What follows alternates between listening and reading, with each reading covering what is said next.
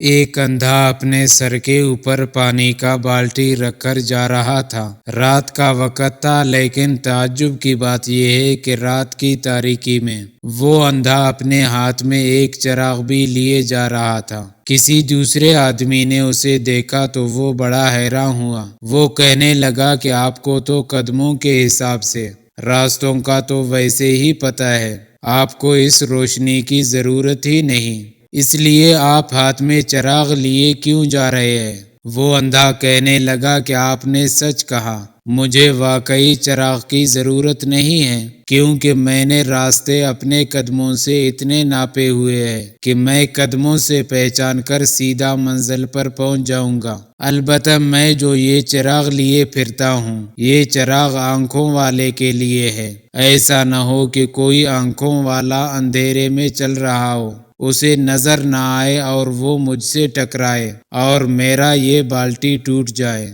اس لیے میں اپنے گڑھے کی حفاظت کی خاطر آنکھ والوں کو چراغ دکھاتا پھر رہا ہوں۔ تو ہمیں بھی چاہیے کہ ہم اپنی قیمتی متاع ایمان کی حفاظت کریں، چراغ معرفت حاصل کریں، تاکہ نفس و شیطان اور معاصی ہم سے نہ ٹکرائے اور ہم محفوظ رہیں۔